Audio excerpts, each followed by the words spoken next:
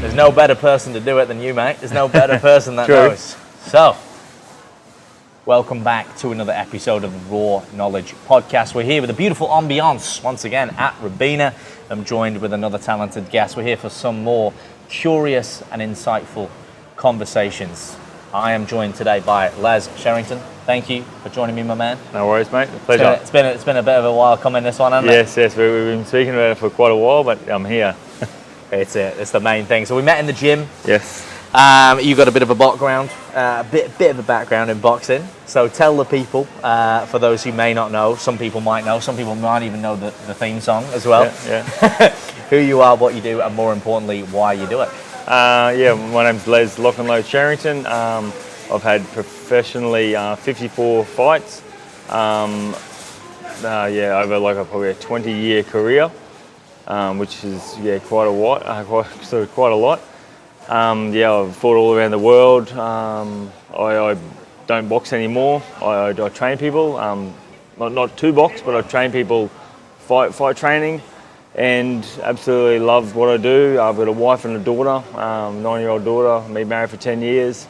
I really enjoy training young guys, older guys, older guys, like maybe 60, 65-year-old guys as well. So I train sort of all ages. I train some girls as well. Absolutely live my dream right now. I used to live my dream when I was a full-time fighter. Now I get to wake up and live my dream now. I train sort of people to sort of get fit and lose weight and have some fun punching things. Just really enjoying life on the Gold Coast with my wife and daughter, mate.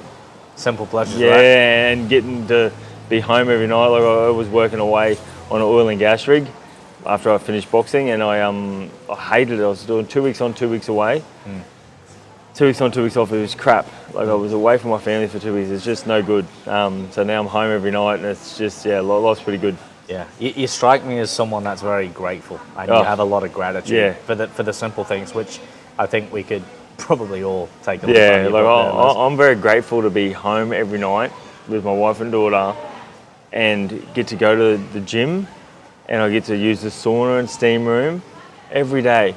Like you're saying about gratitude, oh mate, that's so cool to be able to do. Especially in these times with COVID and crap going on, like it's so good to be able to do that. Where does that? Because we've had quite a few exchanges in the gym. We've shared a few conversations. Exchanges? Not yet. I've not had the pleasure, but I'm sure if you want to see that, let us know, and we'll do it. We'll do a YouTube add-on. It'd be good actually. Take me through my paces. I told you I used to train with a fella in New Zealand, Mike King.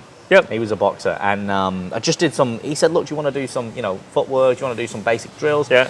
And it was good because I didn't really understand the fight style of training, and not only did it give me something to work with clients, just some basic drills. Yeah. But it made me realise how hard it actually is. I mean, I'd done martial arts, so I realised that fighting is not easy from a fitness or a coordination perspective. But when I saw him move on the bag, and then he started, and I was like, wow, there's a bit more to this than meets the eye.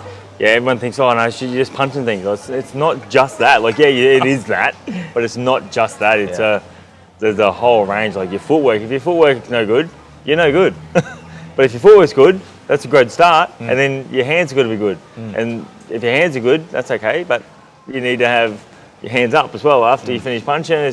And your fitness. There's so many things. It almost reminds me of I talked to you about playing the drums. Yeah. Like it looks simple, but there's so much going on. Drums are just like that, isn't it? Well, it's right, exactly. Oh, you just hit them. Yeah. It's like, wow, no. Well, it's the same thing with punching. You just hit. No, you don't just do that. There's so much technique involved, and so much coordination and proprioception, because one hand's doing this, one foot's doing this. You got to think about that. You got to listen to the music.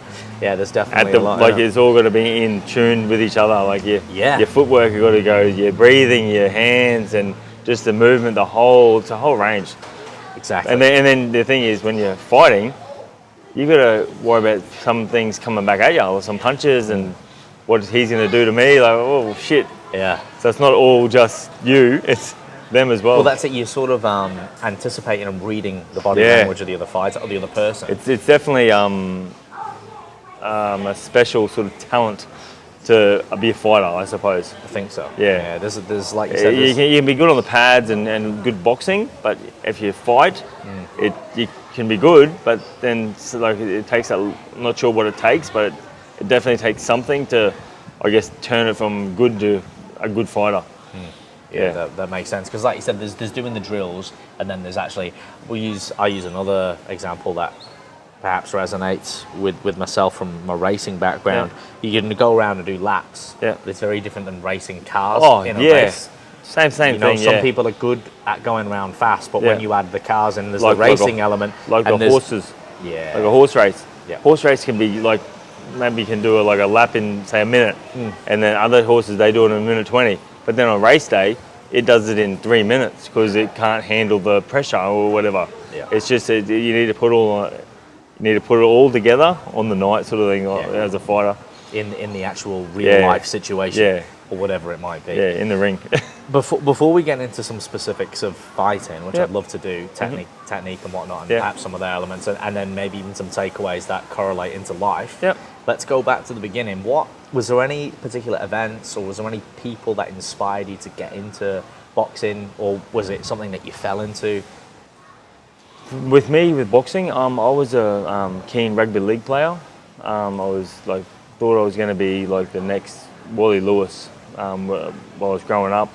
My mum and dad got divorced when I was 2.5, so I didn't really see my dad since I was 2.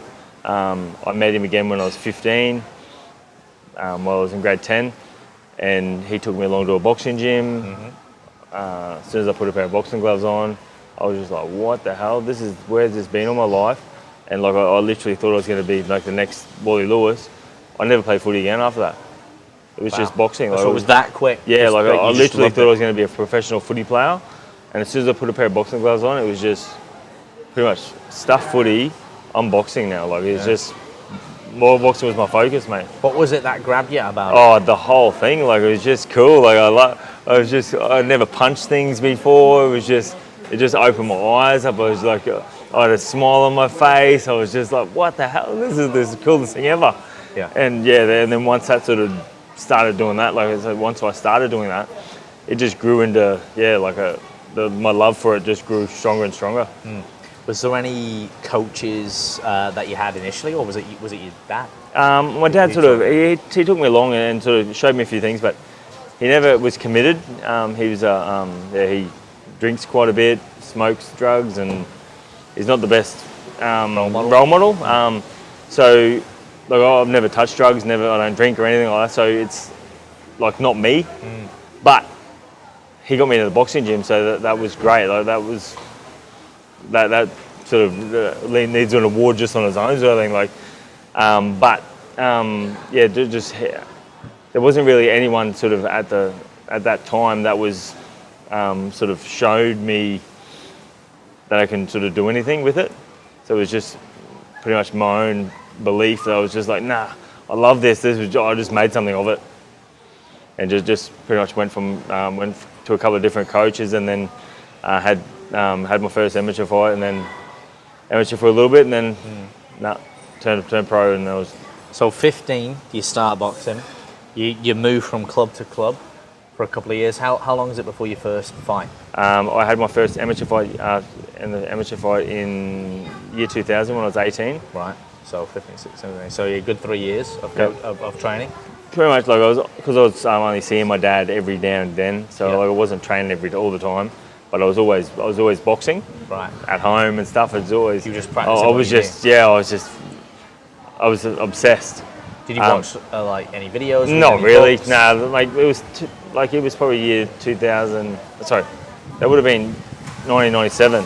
Right. It was before kind of that was a thing. Mate, there was no phone.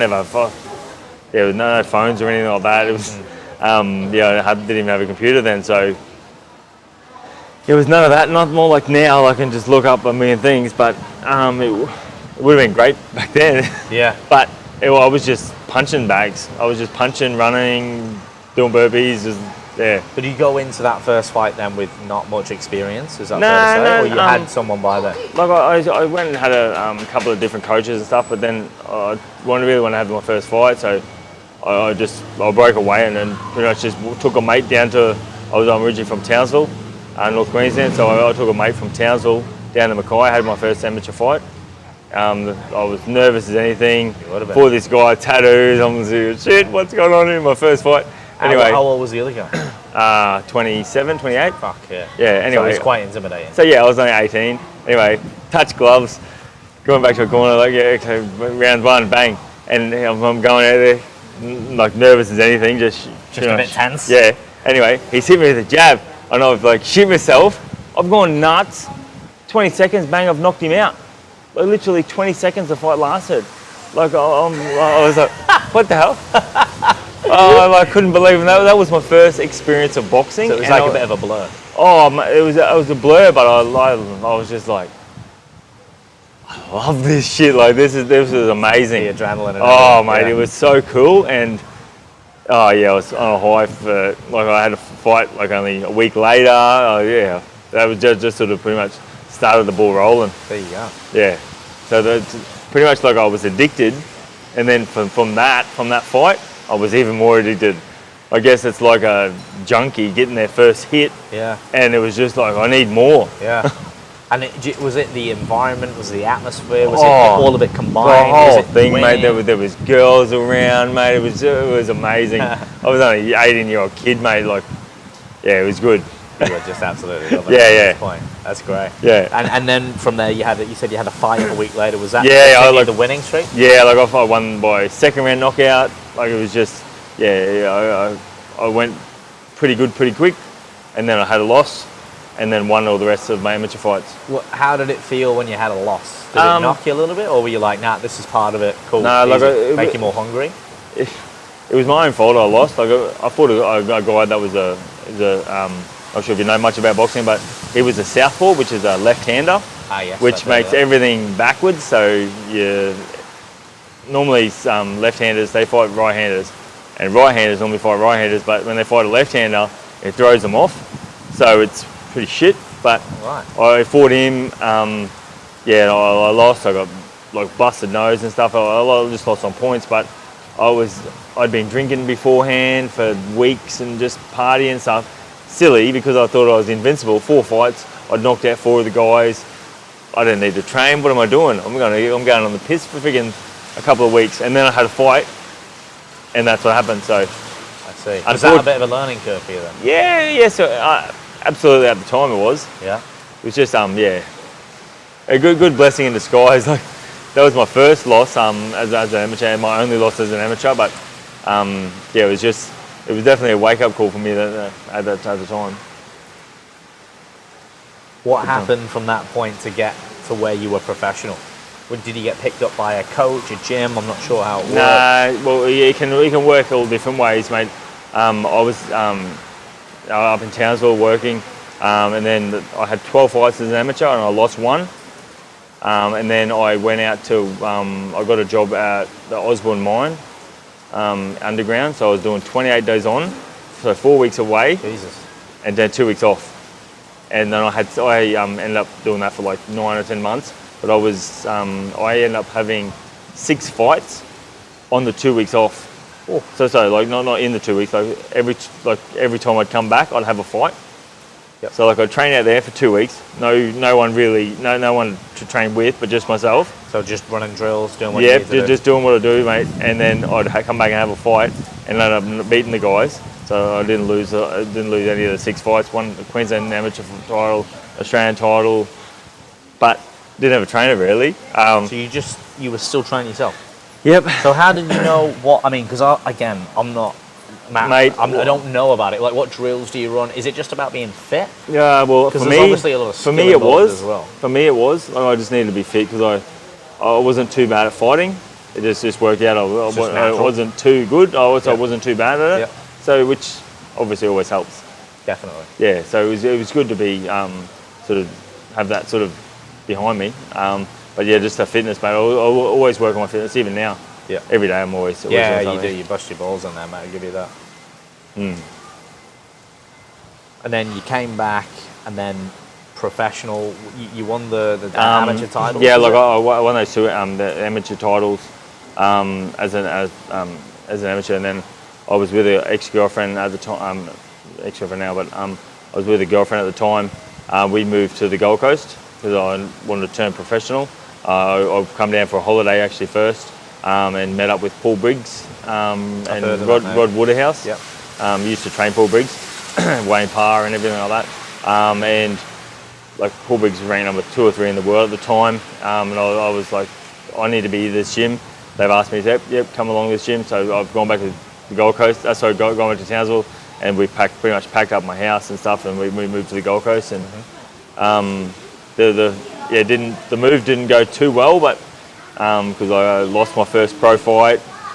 I got knocked out in the first round of my first professional fight. So how did that affect your confidence? That was probably my biggest. That was my biggest wake up call in probably my whole career. I was invincible training with Paul Briggs. Like I'm sparring, I'm going great. I'm thinking I'm going to kill him. I'm going to be the next Muhammad Ali, Mayweather sort of thing. Anyway, I've gone up to Townsville to have my first pro fight. That was where the fight was, feeling like $1 million out in the pads, out in the dressing room, going out to the crowd, going out to the ring. They've introduced me. I've raised my arms up, the roar from the crowd, my whole leg's gone to jelly, and I've just shit myself. Anyway, the first round, like 10 seconds, 20 seconds into the fight, bang, I'm dropped. I got up, I got dropped again, I get up, I get dropped again. You get dropped 3 times, mate, it's all over. So that was like. So do you think it was the nerves that got to you? Then? Oh, it was just the whole thing. I think it was probably me thinking myself that I was too big for my own boots. Right. Absolutely like that. So do you think it was more? Was the other fighter just? Was he just as good, if not better, or was he was in a better mental standpoint? He was a big puncher. Yeah. So I was up against it. Yeah. But I should have beaten him, but I didn't because I thought I was invincible and thought no one can touch me. Yeah. But it works out that that's not the case. Yeah. I re-fought him again 10 fights later and knocked him out for the Australian title. So it was a good thing. Yeah. Yeah, you had to sort of learn. Yeah. But I guess that, like you said, it was a wake-up call because maybe you were like, shit, this is now a lot more serious than amateur fight. I mean, like you said, it's a good point you made before. You talk about you get to in your head where you've got to be confident, but you think, fuck, I can go there. But you just, sometimes you don't realise that there is levels. Yeah. And you don't realise what level you're on until you fight or you come up against someone at that level. And you're like, fuck, actually, maybe I thought I was doing everything, but I need to do more. Yeah, like I've probably had that in the past as well, not just in that one pro fight, my first pro fight. I've had that before. Like I've started winning a few fights and then thinking my shit don't stink and like I'm the coolest. I'm fucking no one, mate. I know that myself now, but at the time I was like, I'm too good for everyone, and I don't need to train much, and like I don't need to do this, I don't need to do that, and I know I can stay out and drinking and stuff. And then you fight, you get freaking slaughtered. You're just like, what the hell have I done? Like, why would you, like that's happened a few times, and I was like, why did I do that? So but after that point, you picked your game up, you raised it? Oh, yeah. Not straight away. My first pro fight, I definitely didn't. No, like I lost 3 of my first 7. So like I lost my first pro fight. I think I won 2 or 3 fights and lost one, then won one, then lost one, and then I give it up for a year. You gave it up for a year? Yeah. I moved back to Townsville. Oh, okay. Why is this? Because I was like, fuck this. Over this. Like I'm no good. What brought you to that decision? Oh, it's just I broke up with my ex-girlfriend at the time as well. Yep. And I was just like, oh, this is shit. Like I got no money. Moved back to Townsville. I started working, making real good money. What, doing in the mines? No, I was a roofer. Okay. Yep. Yeah. Shit job, especially in Townsville. Fucking hard. Hot, mate, hot. Yeah, that's hard. Anyway, it was. But like that sort of 10 months or something in Townsville, I was there. I was still training, but just drinking silly, playing up with girls. I was being like just a proper grot.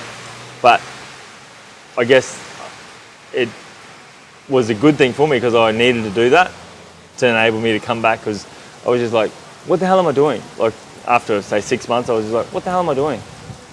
So I started training more. I've got more in me. I'm going back to the Gold Coast. So I pretty much just quit my job, packed my house up, sold my house, move back to the Gold Coast. And then I was just like, and I got myself another trainer because my other trainer had no longer trained anymore. So like I had a new trainer and then pretty much had like 7-8 fights, won them all, lost one, changed trainers and then won like 20 in a row. And this is still fighting professional? Yeah. What prerequisite is it to fight professional? Do you just have to win Mate, a certain amount of fights? You've had no fights, you can go have a fight now as a professional and without any experience. How does that work? You just need to go and register as a pro boxer. That seems a bit... It seems a bit... That wouldn't be a good idea. Don't worry, it seems a bit... Yeah. But I wouldn't suggest it, no. but you can He be says done. he's never threw a punch in his life. Yeah, you're sweet. I've watched Rocky 3 times, I'll be good. Maybe watch it before you fight. Yeah, exactly. Fucking hell. But no, like there's no sort of prerequisite. You have to have like 10 amateur fights and then a turn pro. Right. There's nothing like that. You can just go in, you just pay to play. Yeah. And then how do you get paid? Is it sponsorships? No, I like paid by winning. Say you are the promoter. Yep. Say you're going to pay me $10,000 to fight. Yep. I'm like, yep, sweet. And then I get paid that whether I win, lose, or draw. Right. And yeah, whether I go in there, bang, get punched in the face, and then I'm out, I get paid exactly the same. So the promoter, will he pay you based on your reputation? He Like, should. will he pay you? He should. Okay. Normally, they pay what you can bring to the table. In terms of? In terms of, say you're the promoter. Yep. You've got your mate. He's a real good fighter. He needs me because I had 54 professional fights. Yep. He wants my name on his record. So you're going to pay me good money, but he's going to get paid fuck all. So I'm going to sort of take the biggest cut. Yeah. But just so your mate's got my name on his record. That they do that a lot. Okay. Like I've noticed that really a lot now for me in my career now. Like I've been taking fights for like the last 3 or 4 years. Yeah. And been getting paid good money only because people want my name on their record. Interesting. Yeah. So I could probably still get another 10 fights. Not that I want to. I don't really want to get punched in the head anymore, but I could probably still make another $100,000. And which it's a hard thing to knock back. Yeah. I can imagine. Yeah, but I like being able to read a story to my wife and daughter, mate, so Yeah. I'd rather not. Yeah. And I'm sure we'll get onto that. So, like, you're fighting professional. You said you've been traveling the world. So you started to fight in different locations. Yeah. My first, I guess, fight out of, like my first fight was in Townsville, but then I normally fought around the Gold Coast. Yep. But then I had a fight in Sydney. Yes. At Penrith Panthers, the Leagues Club. I had a big win there. Yep. And which was, I guess, a good experience. And then I come back, had a couple of fights here, and then I went back and I had a loss there at the same place. Anyway, but I fought around Australia. I fought in Tasmania as an amateur, Sydney, Melbourne. Do you ever go like to the UK or America or anything? No, I've been to America. I fought in Vegas. Yeah.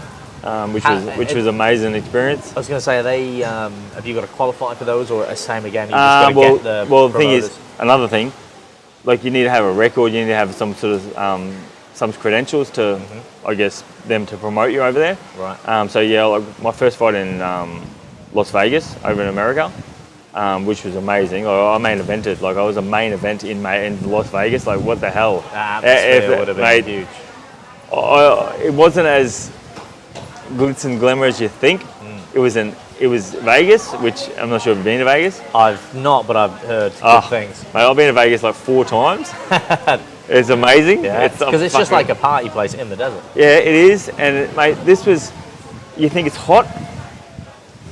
It was outside this fight and it was a fucking freezing cold night. Just a quick one, guys, before we carry on with the podcast. For any of you who are interested in taking your health and physique to the next level and you want to remove the guesswork, you're not quite getting the progress that you want, you're not seeing what you want to see in the mirror, and you're not feeling like you're really moving in the right direction, then click the link in the bio below, the apply button, where you can contact me. We can organize a free consultation, no obligation, and discover whether it's a good fit as coach and client. All right, back to it. Yes. Because of the desert. So Mate, it goes really hot, really cold. Like I'm talking cold. Like it wasn't even cold during the day though. Sorry, it wasn't even hot during the day. It was cold during the day. So it was, mate. Look, I'm not making any excuses for me losing the fight in Vegas, but mate, I was freezing.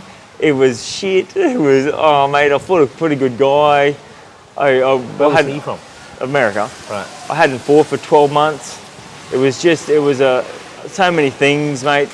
But I got a main event in Vegas and got paid good money, so it was a win-win. Yeah. And then stayed 2 nights afterwards and partied, so it was all good. Yeah. Fair enough. Yes. Where's the favourite place you visited when you were fighting versus maybe one of your most memorable fights? Probably a really memorable fight. I fought in America 5 times. Yep. Indianapolis twice. Philadelphia, and Vegas, and also Washington. Paid and covered, by the way, like travel expenses. Yeah, so like as a pro, like the promoter, they pay for your flights, and me and my trainer, plus my food money. Like then they give you like $100 a day or something. Yeah. And then they give you all your accommodation, everything like that. Plus, if you need to get a medical or something, they pay for that. And then you get paid on top of that, so you normally get paid in cash, preferably. I don't even know what I was going to say now. Indianapolis. Oh yeah, no. When I fought in Indianapolis, I wanted to retire after my 50th professional fight, which I did. Was it just a number? Or was it I really wanted to get to 50 fights. Like 50 professional fights is pretty cool. It's a lot. Anyway, yeah, so it's a lot as well. And I did that, went away to work on an oil and gas rig, and I was like, I took a fight against Michael Zarafa, the guy who knocked out Jeff Horn. Right, okay. I took that fight on a week's notice. So they rang me and said, would you fight this?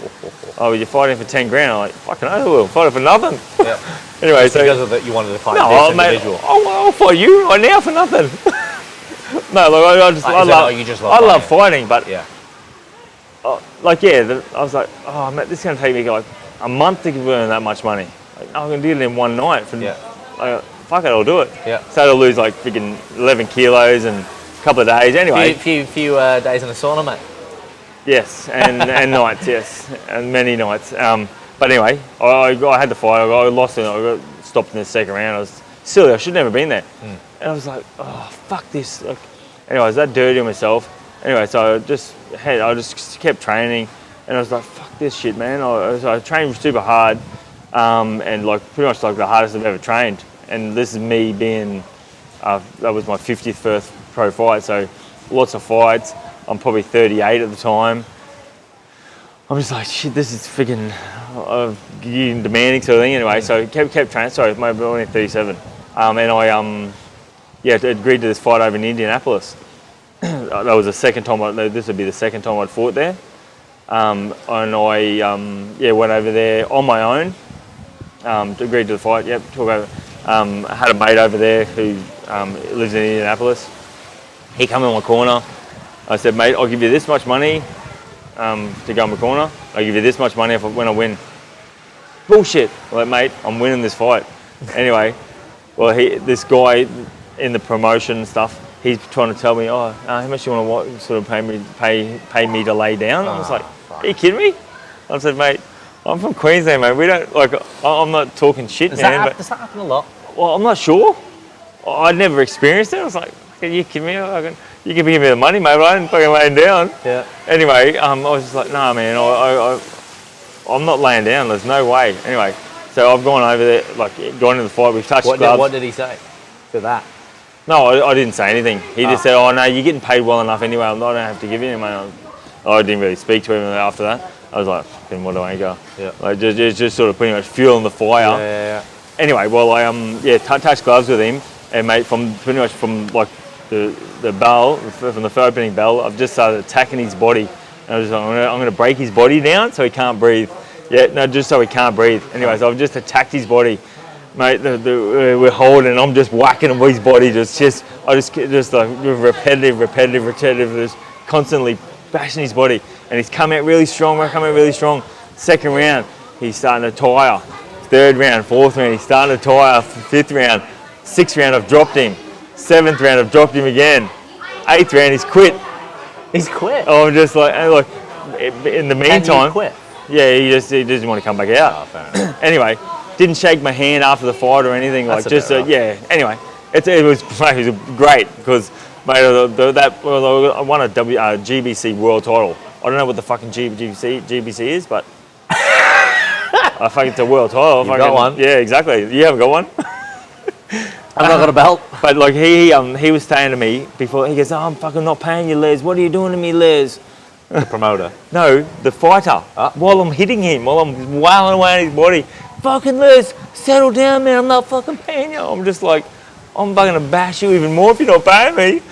Anyway, it was that was probably one of my best wins. It was really good for me because it was my 52nd pro fight, and it was after having that loss as the 50. It was just it was one of my most satisfying wins. Yeah. Yeah. And where was that held? Did you say? Indianapolis. It wasn't in. Oh, yeah. Was that the last one?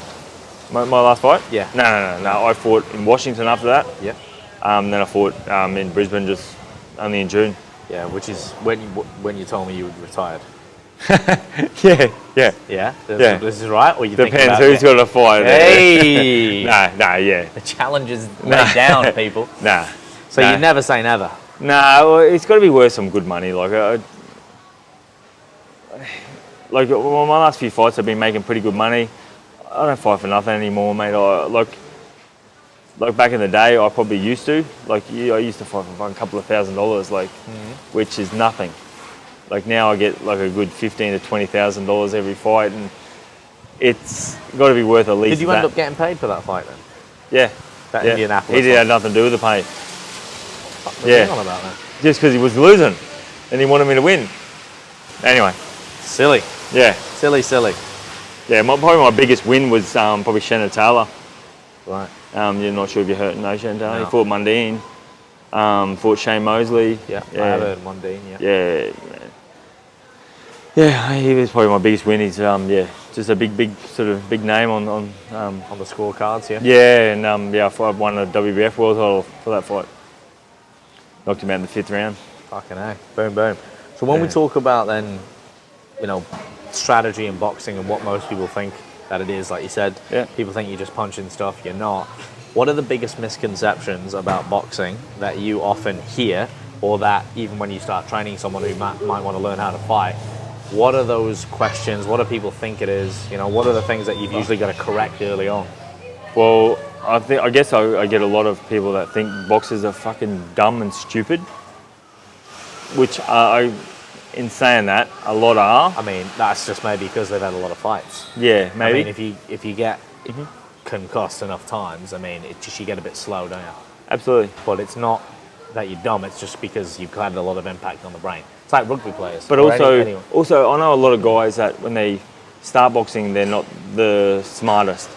And then they box. Yeah. And they get silly. I guess get more silly. It's just like, are you like that because of that, or because it's the chicken or the egg?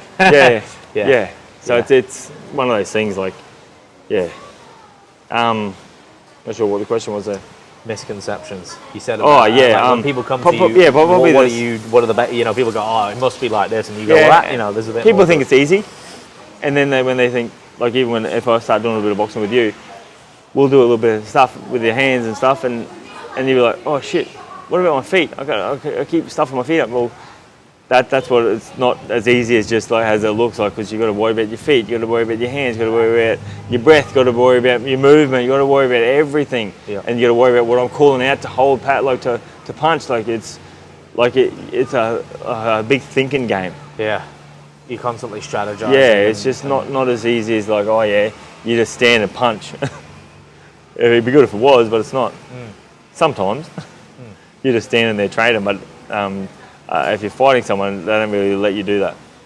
So what does it take, in your opinion, to become match fit, as I would call it, or fighting fit? Is there any markers that you look for in terms of body weight ratios? Because I know there's different categories, right? Yeah. You've got featherweight, heavyweight, all that sort of stuff, bantamweight. But in terms of the cardiovascular fitness, where do you kind of need to be able to, because we say, for example, when I used to play football, soccer, so the game's 90 minutes, we say, you need to be fit for 120. Yep. And with fighting, it's like everyone's seen a fight in a schoolyard or out and about, and they don't last 2 seconds. And then they're like, oh no, I can do that. I can do better than that. But it's really hard. Oh yeah. Because and most people. Because you exert all your energy out, and then you without breathing. Yeah. Yeah. And then the lactic acid's there. It's just, it's crazy. But, well, fighters are notorious for being super fit. Yeah. In terms of what we see, like some of the stuff you do with the cardiovascular drills, with the skipping for fucking minutes on there. And all that. And then obviously we see, people look at the fights on telly, or they see them in the ring. Why are they leaning on each other? Yeah. Why can't they get a hit? It's like, they're fucking bugging, mate. You stand in the ring and try and throw that many punches. I like I said, I don't really train specific fighters, so I don't really know what. It's like I keep referring back to it. Like, if you're me a training and you're, I'm not really gonna say, oh no, I think you're ready for a fight now, sort of thing. At some stage, but mate, you just need to have everything together. Like you can't just be looking at $1 million on the pads. You got to be doing sparring. You got to be doing the fitness stuff. You got to have everything, and you need to be switched on boxing wise to have a boxing IQ. If you don't have any boxing IQ, then it's really hard. Yeah. Like if he's coming at you with big right hands and you just copping him on the chin all the time, that's not very good. Yeah, no. That's not going to last long. No. Well, your head isn't. No, absolutely not. And you need to sort of counter back. You need to get out of the road for that right hand and then come back with something else. And then sort of make sure that he doesn't throw any more right hands at you. That's and another there's ways to do that. Yeah, of course. With fighting and throw people off with strategy and whatnot. So, it's a hard one to sort of answer. Yeah, for sure. Yeah. But, there's a whole range of things, mate. Is it, with fighters as well, we see a big rise in mixed martial arts now with, the likes of Brazilian Jiu-Jitsu and obviously, people love to watch the MMA. Yeah. It's huge, wildly popular, big, huge money. I was listening to a podcast, so one of the mentors I work with, one of his students, he was a professional MMA fighter, and he talked about some of the stuff that they were doing and whatnot. With boxing, because you're really just focused on rather one type of fighting, right? So we're not, you can't obviously, it's not kickboxing. Not kneeing or it's you talked before about southpaw, so being opposite way around, versus I'm just thinking of surfing goofy versus regular and whatnot. If you are again is it southpaw? Yeah. Southpaw and pawpaw. No, southpaw and orthodox. So does that give you an advantage or a disadvantage? Well, I guess that'd probably give you an advantage. Right. No one wants to fight you though. So it's a tricky one. So and you said something before, it throws you off, which is interesting, because if anything, I'm like, well, hang on a minute, how does that affect you? Yeah.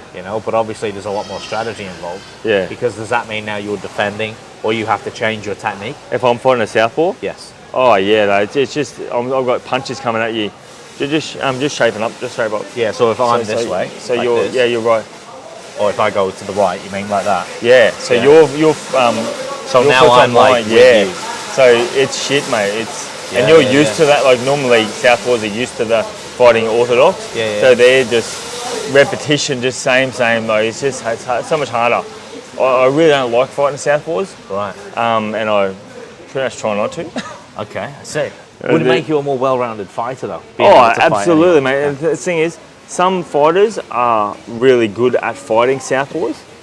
I'm not one of those fighters. Yeah.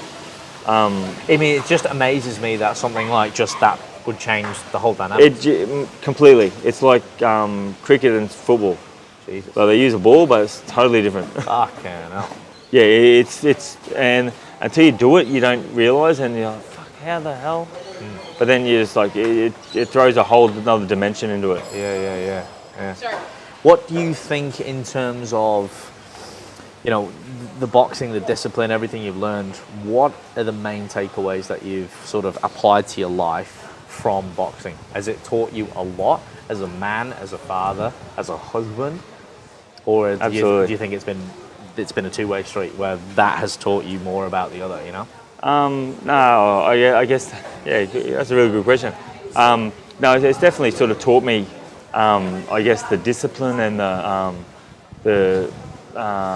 like you've got a goal and you need to set it and you need to go for it. And there's not, like, just to go along the same subject, but like I've had some injuries and everything, some setbacks in my career. I've broken my leg in a fight before, which I was ranked number 3 in the world at the time, and I broke my leg. And I had to sort of overcome that and reevaluate what I'm doing. And mate, not once did I ever think about stopping boxing. Like I've had hand injuries that have been like, oh no, the doctor said no, you're not going to be able to fight again.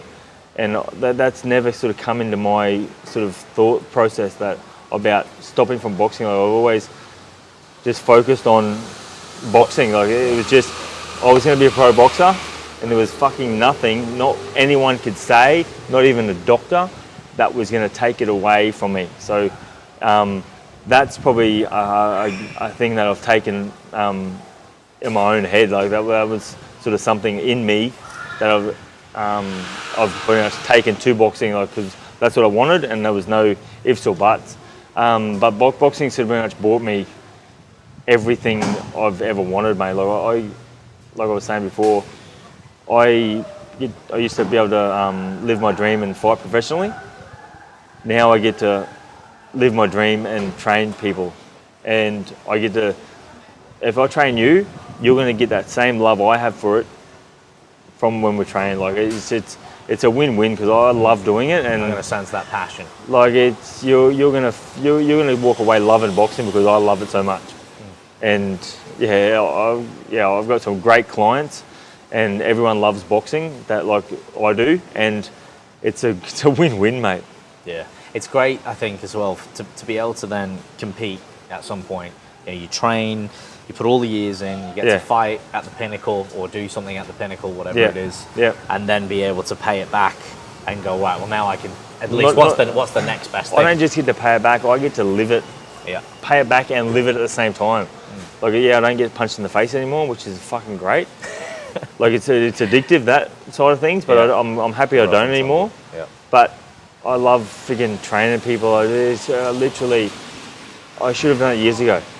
I'm glad I didn't because I'm not sure if it would have worked out the same, but it's pretty good now. It seems like a natural evolution. Yeah. Why wasn't that something like, what made you sort of go, hang on a minute, this is kind of what I should be doing? I think it was because I could never come to terms with the fact that I was finished as a boxer. And even now, I still find it hard to accept that I am not a fighter. I still class myself as a, like, it's like, I guess that was always that like the obstacle, because I was always it's not about them, it's about me. I guess being selfish. It was not about like training other people. I didn't give a fuck about that. I wanted to train myself, and I wanted myself to be the best.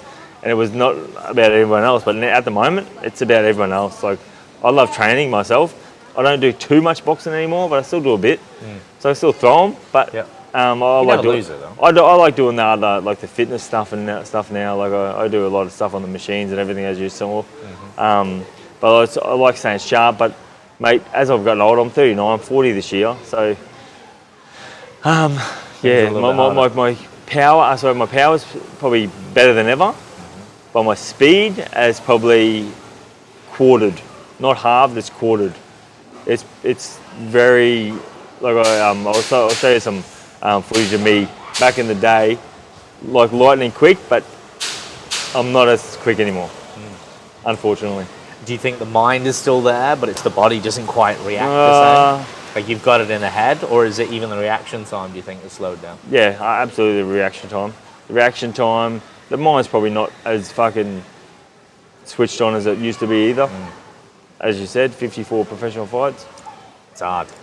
It's physical. People don't. I'm glad I didn't start till I was 18. Yeah, exactly. Imagine boxing since you were 12 until now. Like, yeah, taking a lot. I mean, and especially that young getting punched in the head. Nah, no good. You're not really developed. No, absolutely not. The cranial. I still wasn't even developed at 18.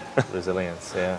Well, this is it, man. Yeah. This is it. Still not developed now. Yeah. Well, it's a tough game, though. Yeah. It really is. I mean, it's one of those things. I think, like anything physical, sport-wise, you're always going to cut. Look, you can get lucky to a degree, but you're going to pay the piper at some point. Yeah, no. Unfortunately, it's just the way it is. Like I literally have just got another fight offer in the last few days, and had been contemplating about taking it. And I just had a meeting with a mate of mine, and he goes, "Mate, once you've gone too far, you've gone too far, and you can't get it back." And like it really sort of hit home, and I was like, "Oh, the money'd be nice, but yeah, you got to think about it. I don't think I will. I really don't think I will. I'm done." Yeah, it's good, mate. Like you said, pass the passion on. Yeah, like I've got a 9-year-old daughter, mate, who's my world, and yeah, I love being able to read stories and stuff to her, mate. Well, and if I take one shot too many, and I'm stuttering and I don't want to do that. So I'd rather be done with it now and be able to do that. Mate, I'd say that's a very smart like I said, mate. It's a hard thing to do. It's a hard thing to accept because I'm a fighter through and through, mate. I grew up fighting and freaking will fight till I die, but it's time but it's not just about you anymore. No, 100%, mate. That's the thing. You've got other people relying on you. Like back before my wife and my daughter, I would have fought any day of the week for no money, but I can't be doing that now. I've got a family to support, mate. Yeah. Yeah. And how has your daughter, apart from the obvious, changed your life? Oh, was that a really big chapter for you when? Absolutely. It still is now, mate. Yeah. It's the best. Like my daughter's my best friend, mate. What's her name? Scarlett, or Cheeseburger. Yeah. Why cheeseburger? Oh, just It's like mate, when she was like, hey. It's a colloquial. Is it? No, like since she was like 2 days old. Yeah, like their head's always like that. Yeah. Anyway, she had like a bit of dry skin there. It was like all moist. So it looked like cheese. That's so cool. I look at this little cheeseburger. Anyway, they're just stuck after a couple of days. Anyway, stuck after a couple of weeks, a couple of months. Kid was still there. Cheeseburger, little cheeseburger, cheeseburger. 9 years old. I don't call her anything else. It's just cheese or cheeseburger. But if you look through my messages from me and my wife, it's just, how's cheese? What's cheese doing? Like it's not Scarlett anything. Oh. Like it's so only other people know her as everyone knows there's cheese. Like Oh, everyone knows her as cheese. Yeah. She's Scarlett. Like not everyone calls it cheese, Formally. but yeah. That's so funny. Just got off topic there, but it's all part of the fun, man. The cheese, mate. But you were saying about my daughter. What changed? Oh yeah, it's just opened my eyes up to life, mate. Yeah. What is it? Mate, you'll experience it. Well, this is it. I don't know. I'm interested. Mate, my sisters got a heap of kids. My younger sister's got a heap of kids. Yeah. I grew up around kids, sort of thing. And my mum got remarried, had 2 more kids. So I pretty much not raised them, but I helped raise them. Yeah. So I was always changing nappies, looking after kids. So I was around kids all the time. It was just a natural progression for me to have a kid. Yeah. And it wasn't it wasn't as big as a difference or dilemma that it normally is with people. I couldn't wait to have a kid. As soon as I got married, I wanted to have a kid. I'm figuring my wife's the best. Do you think you're gonna have any more? Nah. Me and my wife are happy. We're just happy with one. Yeah. We can when we can pick her up and take her to Bali, which we normally do for 3 or 4 weeks. It's pretty cool to be able to do that, to pick up a kid and go to Bali for 3 weeks. What the hell? Yeah. You can 2 kids, can't really do that. Yeah. And 3 kids, definitely can't do that. Yeah. It's a bit my older sister's got 6 kids, so she definitely can't do that. Yes. Yeah, that's a lot. It's a lot of work. Was it different than you expected being a father? No. Everything I wanted and more. Way more. What's your favourite thing about being a dad? If you had to pick one, or is there any certain moments? Just how much my daughter loves me, mate. Yeah. Just she thinks I'm the shit. She thinks Dad is the coolest. the coolest guy in the world. I nearly start crying now. Like, she thinks I'm the coolest guy in the world, mate. Which she's your number one. Until you have a kid, you don't know that. Oh, mate, it's like, comprehend. like I literally freaking, got tears in my eyes. I was just like, she's the best thing ever, mate. And until you have a kid, and being a strong guy, think I'm a big strong guy. My daughter makes me weak daily. Like, I'm a mess with her, mate. It's great. She's awesome. My absolute best friend. We carry on like crazy to each other, and just love each other, mate. That's brilliant. My wife gets annoyed with how much we be silly all the time, but it's good. Do you feel like maybe she's got more of a bond with you than your wife? Oh, in some ways, mate, but she's pretty close with my wife too. Yeah. No, so she's like with the three amigos, mate. That's brilliant. That's brilliant. Yeah. And does she do any boxing training with you? My daughter, every now and again, like, she's like, Daddy, can we put some gloves on and do some? Oh, of course we can. Anyway, halfway through it, we're just getting kissing and cuddling and stuff, mate. So she only does it because she knows how much I love it. And we tap, and then the next minute we're cuddling and stuff. So we're not even boxing. Yeah. Yeah. Oh. It's good. That's good, man. Yeah, she only does it because she knows how much I love it. That's good of her. So she's unlocking that as well. Which is great. She's unlocking that. You relive that a little bit with her, or share something that's you're really passionate about with her, which is special. Yeah. I normally do everything she wants me to do, so she's doing something I don't want her to do. For sure. And with the people you're currently coaching, or are you coaching anyone who's competing fighting wise? No, sort of. No. Is it more for fitness? Yeah, it's pretty much. Mostly guys, pretty much from young to old. I've got a couple of really old guys, not really old guys, but I've got a couple of guys that are 60, 61, 66. They love it. Some of them do like an hour and 10 minutes with me, which, what the hell, an hour and 10 minutes when you're 66 years old. That's brilliant. And he trains just as hard as the 30-year-old. Like, he's cool. And you just sort of run them through different drills as they get better, you give them more complex stuff. Say you've got an injury or something like that, I just sort of nurture what you've got. I use pretty much what I've done in my sort of career in those sort of instances. And I get them moving around as a boxer, a little bit, do a bit of body sparring with them sometimes. So it's a... They get that same sort of feeling, experience as you're training for a fight sort of thing. It is actually really uncannily addictive. Oh, from memory, mate, like it's really it's like golf. Watching it, this is my opinion. Is boring, but like playing it, I really like. Yeah, and it's like boxing is definitely more exciting to watch. Yeah, but it's a lot better doing it. Like it's you have to kind of do it to go, I actually didn't really see it from that perspective. Or I don't know. It's interesting, and then because you have more of a respect for it too. For sure. I say that to everyone before they start boxing. I said, please don't start if you don't want to keep doing it, because you're going to do it and you're going to want to keep doing it. So if you don't want to do that, please don't start, because it's so addictive. And I'm not saying that because I want to try and sell it to you. But I'm just saying because every guy. I'm not sure about guys because I'm not a girl, but every guy needs to and wants to punch something. Like, it's just fun. How much fun is punching things, mate? It's an inbuilt desire. It's like perving on girls for a guy. Like, every guy has a perv on a girl, mate. It's what we do. It's in our blood, mate. It's in our DNA, mate. It's just in us.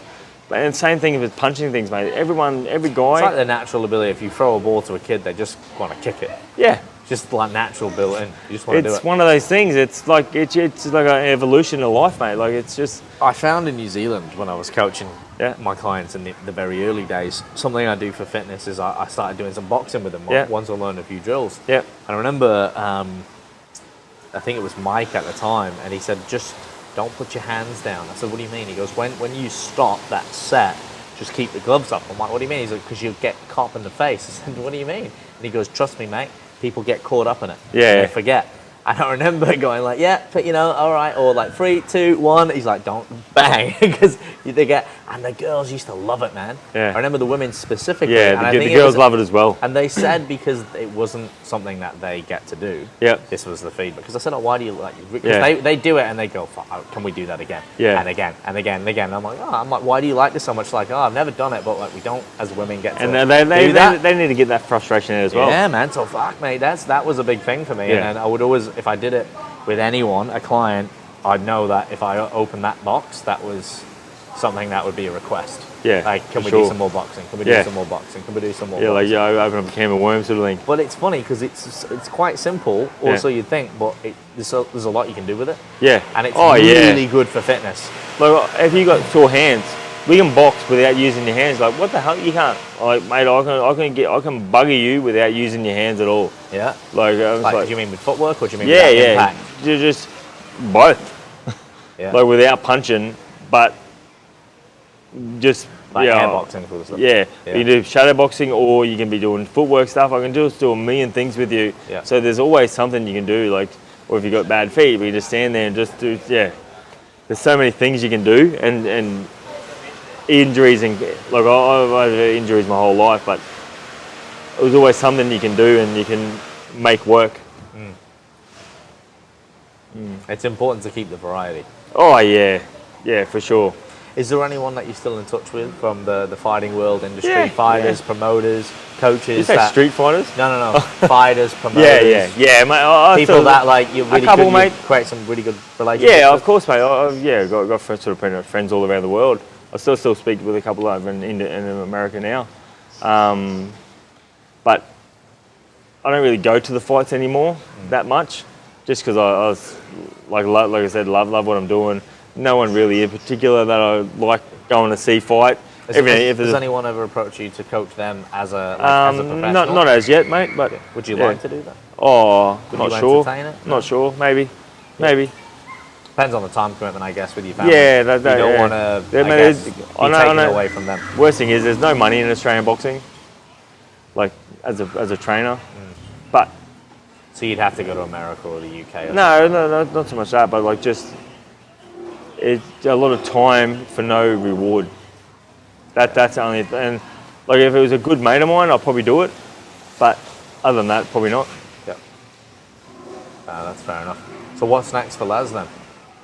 What's the future hold for you, man? Have you got any plans or goals 2022? I only pretty much just started this pretty much personal training business a year ago. When my oil and gas rig shut down due to COVID, and I started doing some sort of one-on-ones. So it's word of mouth for you? Yeah, mate. The best thing is, always mate, everyone knows me. Like like former professional boxer on the Gold Coast. And I used to go all right, so mate, everyone knows me. I used to have sponsors, so you didn't really have to put too much out there. I haven't got, mate. And the thing is, it's just word of mouth, and mate, I've got probably 40-something clients now, at the just off the top of my head, and I could probably get 50 or 60, which I probably want, but then I probably don't need any more ever.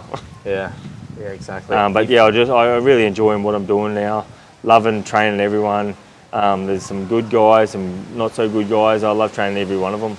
Yeah, well, it makes it different. It adds variety to the day, right? It's just heaps of fun, mate. And I think sometimes the people who struggle makes you a better coach as well. Yeah, for sure. Because you work with them if they're finding it hard with something, and then they improve. Like, so what the hell? Look at you now. Like, you said you couldn't do this. Look at you now. You're doing it. Yeah. It's very rewarding as a coach to see the progression. And even I think perhaps what other people will take out of it is confidence. Yeah. But I'm sure that with a lot of those guys, they might be lacking in a little bit of confidence. Yeah. So maybe even not to the point where it's about being cocky, right? Because like you said, people walk around who want to fight and it's not the best thing. Yes. You don't want to have to use that. No. But I mean, it might just build them with a bit more internal confidence to go, you know what, I can walk a bit taller, I can maybe have my shoulders back. Yeah, you can just walk. Carry themselves a little bit better, you know? With a bit of pride. A little bit of respect. And it's also nice to be able to maybe have something to work with, as a black belt used to say to me, if you do get yourself in that situation. Yeah.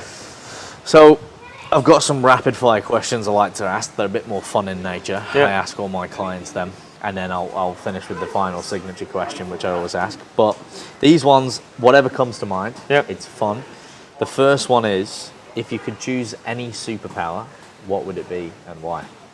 And you can make one up if you want. One superpower, hey? Could ask me this question earlier. Would have had a bit of time to think about it. Nah, that's the point. It's spontaneous. Mate, oh, shit. It can be anything. Probably to live forever. Oh, fuck, that's a good one. Yeah, being immortal. Yeah. Yeah. Yeah. I'll take that. Yeah. The modern day vampire. Yeah. Yeah. The boxing vampire. There you go. Put a brand on that. The second question then is, what is your favourite food? So if you have like, you know, if you had your ultimate meal, entree, dinner, dessert, whatever it is, what do you have a go-to? You have something that you're like, fuck, that's me. I got a couple. Yeah, yeah, no, go for it. Yeah. Me and my daughter, we go on little date days all the time, which I love. The cheeseburgers. Yeah, not cheese, but she don't like she don't eat cheeseburgers. That's ironic. Huh? That's ironic. Yeah, no, she's allergic to dairy and eggs, so. Fair enough. Yeah, like it contradicts her name, but anyway. Yeah, that's pretty funny. Yeah, we go to Teppanyaki in Broadbeach. So we're there, Murasaki to Teppanyaki. Yep, I know it. And that's pretty much like a go-to meal for me and my daughter. Yeah, I got so many, mate. Yeah, but that's the one that comes. Yeah, probably that one, mate. Is that what's her favourite? Would you say it's teppanyaki? Yeah. No, it's probably Mum's curry sausages. Ooh. Yeah, I don't like them. I get takeaway when they have curry sausages. How come you don't like them? Just don't like them, mate. Is it just too spicy? No, not at all. Just don't like them. Yeah, fair enough. I think my mum's tainted me because she used to make terrible curry sausages. Yeah. And these ones are really good, but I just don't like curry sausages, mate. Fair enough. I don't blame you. So teppanyaki it is then. Teppanyaki, yeah. You bloody beauty. Yeah. All right. And my last question is, if you could have 3 people around the table, dead or alive, who would you choose to have the teppanyaki? I've been asked this question, and it keeps changing. I know. But if you've got some good ones. No, look, I answered this question 8 years ago, and the answer was pretty funny. Like I look back and just thinking, what would I think of them? Back in the day, we used to be Michael Jordan, Oscar De La Hoya, who's a famous boxer. That's good. And Carl Barron. Fair enough. That's a good little combo. But now... You've changed. Yeah. All right. But it always will. Yeah. The more you think about it, the more you remember, and you go, actually, maybe I'd have my great-granddad, or maybe I'd have this person or that person. It's interesting. Yeah. And back in my single days, there's probably 3 girls, and we would just have, whipped cream or something for... But... now, yeah. There's your dinner, there's your dessert. Mate, tell you the honest truth. This is going to probably sound pretty corny, mate, but my wife and my daughter would have to be there. Yeah. And whoever else wants to come, mate. I don't really care, mate. Doesn't like now, like that's 100% fucking legit, mate. Like I don't really, I got no desire to have dinner with anyone else, like bar them, mate. It's always fun. We always talk shit, laugh, have a joke. Yeah. Just being silly, mate. It's just Hey man, if it ain't broken, don't fix it. Exactly. And why not? The thing is, mate, I've been married 10 years, mate. Fucking, she's loved me life, mate. Fucking, she's the best. Mate, and if my daughter's fucking cool as anything. And if you can sustain that love, mate, you'd be doing something right. Because a lot of people, it phases out. I know. It phases out fast. Mate, 2022, mate. That doesn't last long, mate. There's not many people that have or can hold it together. Nah. These days, which is a bit of a shame. Maybe it's a dying art, but we'll see. Yeah. And the last question, Les, is: can you identify a fear that you've had in your life, or maybe it's still a current fear, what it was or is, and what you learned from overcoming it, or if you are still overcoming it, what you are learning from overcoming this said fear? It can be something small, big. I'm not too sure. That's a tricky question. I don't. Probably my own ego saying that I didn't have a fear, but I can't necessarily remember any specific fear that I had. In anything like there's nothing that you maybe I don't know, scared of getting beaten up. Yeah. I guess. Yeah. Maybe that's why you're such a good fighter. Maybe, maybe. I guess that could work. But yeah, I probably because I used to get like bullied at school out in Mount Isa by all the bigger kids, and like I used to be a little rat. I was like a scrawny little kid. Used to be silly and just get beaten up by them every day, and probably I guess instilled some fear into me. Yeah. But then I never used to fight back, and then started boxing, and that's when I was able to fight back, and I was just like, I guess that I don't. Other than that, I don't really have any sort of fears. Like, So sorry, I can't. That's you've answered my question there. Yeah. Maybe that was it. It doesn't have to possibly. It doesn't have to be big or grandiose. You know, it just be something like an event, like you said, by being bullied or anything like that, where you've just improved. You know, over time. Yeah. Which is great. So for people who want to stay in touch or they want to find more about you, perhaps they want to reach out for some boxing advice, some coaching. Where's the best place to just on Instagram probably is the best bet. Just Les Sherrington at on Instagram, mate. Done. With a double R, And I'll put those or put that link in as always for the people watching and listening. One last thing before we go, mate, and I appreciate you being generous with your time. I appreciate your time, mate. Thank you, mate. It's a two-way street. Yeah. What is, if you could offer or you could give everyone listening one piece of advice, something to do that they could do every day that would improve their life? Could be something simple. What would it be? What would you say? One thing for people to do every day that would improve their life? Improve their life. Yeah, in general, something that everyone should be doing every day, and it could be something as simple as drinking water. It could be something as gratitude. One thing. Yeah. Shit, that's a good question as well. Leave with a banger. Yeah, something that you do every day that really helps you, that you think would benefit people in their life. Love your wife. Yeah. No. Happy wife, happy life. Yes. That right there is probably the best advice I've ever been told. But and you don't even have a wife at the moment. There you go. Just got to keep that going when you do have a wife. I've been told. Yeah. Many times. But mate, I'm not really sure about the one thing I would do. Don't spend every cent of money that you've got. So don't spend every last cent. That's good advice. I've done that before in the past. Like I've got $10,000 or something, and next minute I've spent 11. What the fuck are you doing? What are you doing tomorrow? Obviously nothing, because you have no money. Yeah. That used to happen so often in my life, and don't spend every last cent you've got. Always put something away. Yes. Absolutely. That's a good advice. Yeah. A lot of people are very frivolous with their money these days. They think it's just pissing it away. Yeah, always. Your money does grow on trees, but it's got to be the right trees. Yeah, it's true. And you got to plant the right trees too. Yeah. As well, metaphorically speaking. Yes. Well, Les, mate, I appreciate your time. Thank you very much for sharing. No worries, it's been a pleasure. We'll do one of them as well. Thanks, guys. Guys, for everyone watching, thank you for listening. As always, if you're on YouTube, if you've got a comment, if you've got a question for me or Les, pop it in the comment section below. If you want to see us do some sparring as well, let us know. We'll get that teed up. I'm keen to learn. Yeah. Make sure you share this with someone if you found it interesting or you know someone who's going to benefit from it. Of course, like and subscribe if you've not already done so. And if you're on Spotify or you're on iTunes listening or whatever platform, leave a rating and a review. Helps the channel grow and it helps us get this out to more people and ultimately fulfill the vision of coach leading and inspiring even more people all around the globe. And until the next episode, as always, guys, stay fearless. Thanks, guys.